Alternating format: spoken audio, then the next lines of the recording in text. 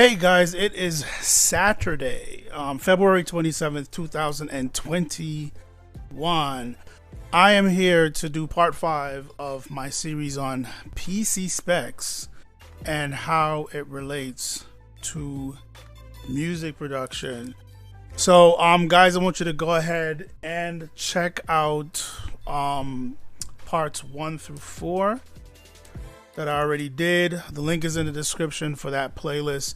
The playlist will show you the older version that I did of this series in 2015, I think.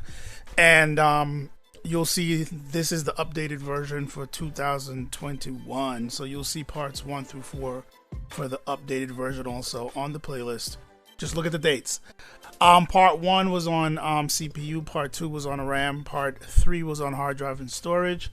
Part 4 was on your GPU, graphics processing unit, and we're doing part 5 today. So part 5 today is, as you see, on the audio interface. So let's just jump right in. So, we're going to be going through some questions today, as usual. So question number 1 is, what is an audio interface? Question number 2 is, why is it important? And the third question is, what to look for. So, what is an audio interface? So, an audio interface is a device that allows you to connect an analog or a digital audio source to your computer for the main purpose of recording that audio by converting it from analog to digital. So the audio interface is going to act as a physical front end to your computer's recording system. So what that means in like layman's terms is basically, on an average, any computer, any basic computer, whether it's a desktop or a laptop, there is no way to connect an audio source to it to feed. There's no audio inputs, well, I should say no high-end professional audio inputs on your basic computer for you to record a condenser mic or some kind of audio signal, like from something from a guitar or a keyboard, or if you have like some kind of fancy funky oscillator synthesizer type device. So we need an interface that's gonna allow you to interface those devices with your computer to send an audio signal. 9 out of 10 times we're sending the signal audio analog in. There are some instances where you can send it in digitally, but for the most part, we're talking about basic, simple things like plugging in your mic or plugging in a guitar or a keyboard or something of that nature. So this is where your audio interface comes in. So let's look real quick at what some of those might look like. Switch to this and switch this to that.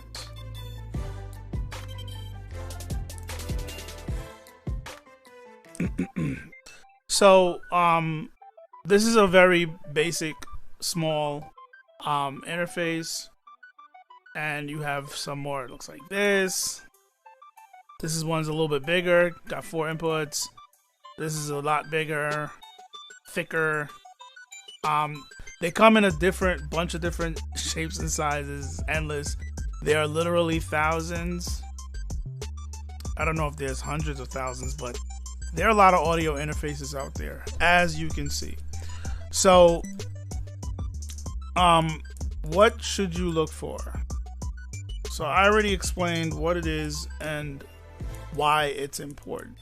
So some of the things that you want to look for is you want to look at something that's going to give you good drivers and good driver support. So what is a driver? Right? I'm going to give you the quickest explanation.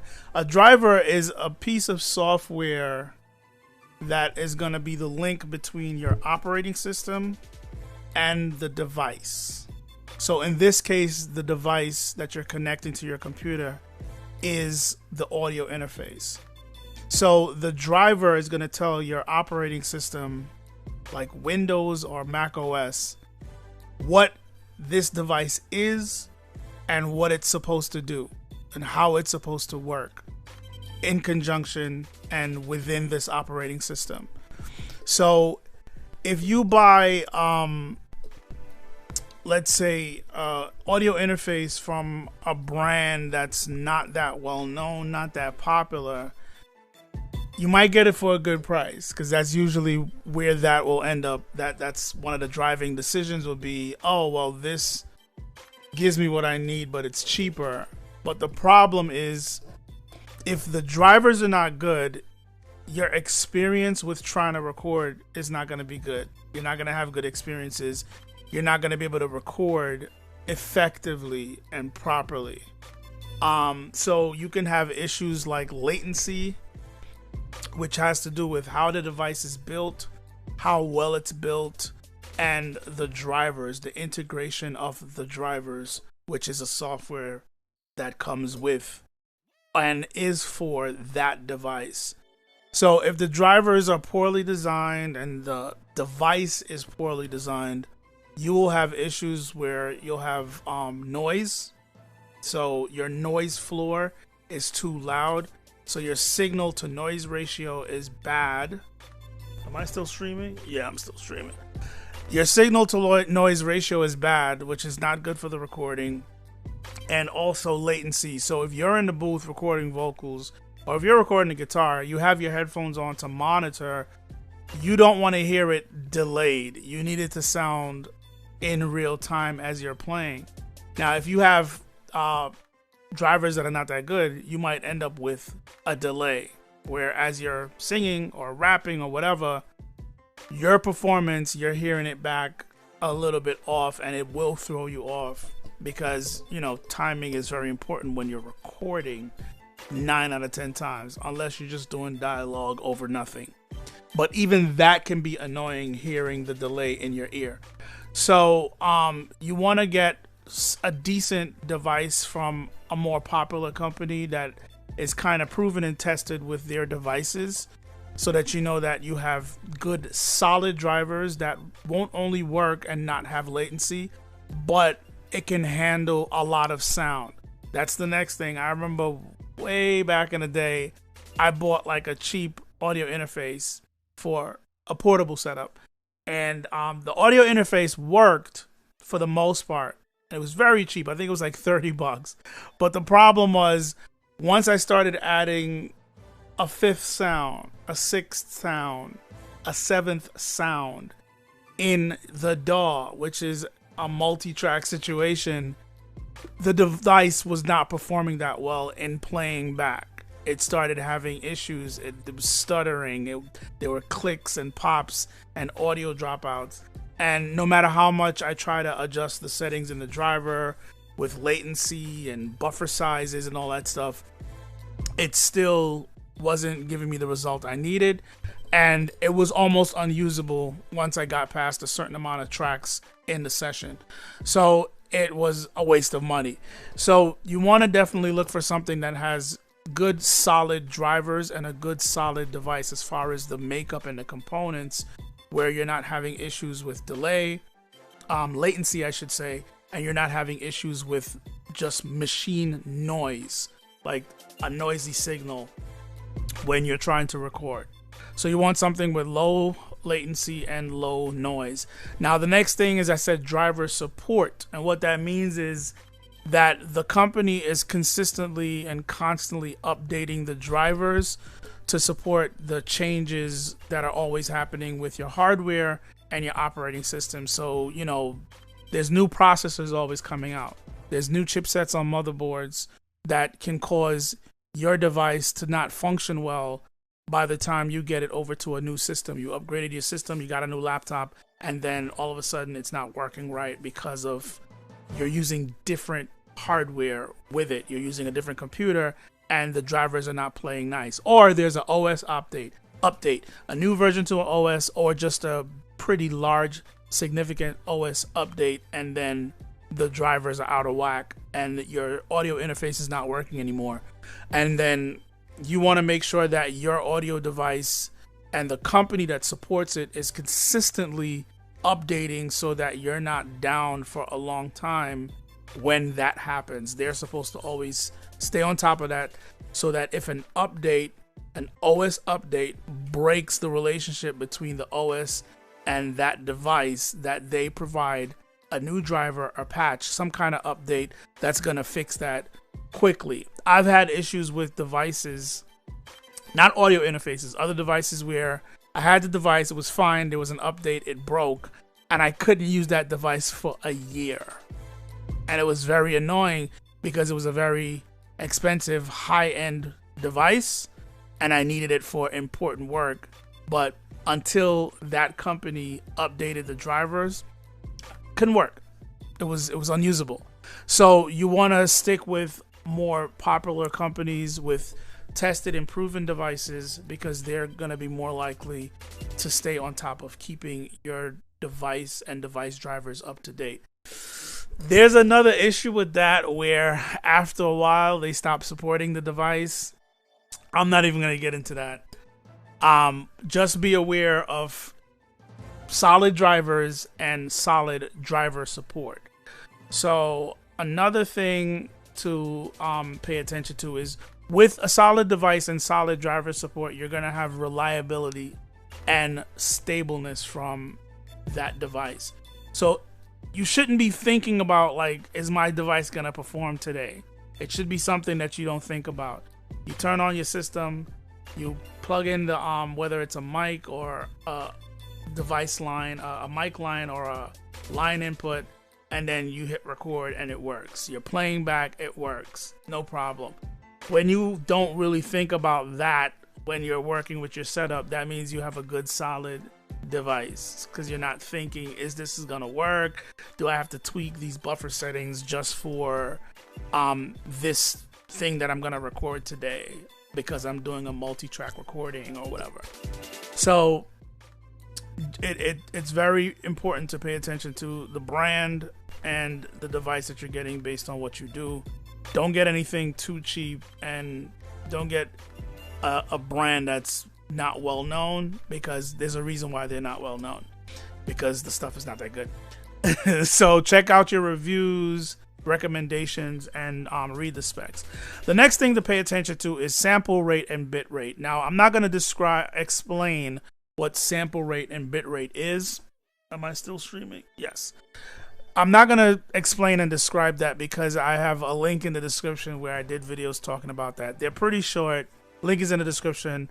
One describes and explains what sample rate is, and the other one does bit rate. So check those out. But based on sample rates and bit rates that you want to record, these are things that you got to look out for. So once you watch those videos and you understand what that is, then you got to ask yourself, well, what is the max bit rate am I going to be using based on what I'm doing? What's the max sample rate am I going to be using based on what I'm going to be doing? So when you're researching for an audio interface, now you know, okay, I need something that does 48K and under, and that's fine. Or I definitely need something that can do 96K. Or I need something that can do 192 and under.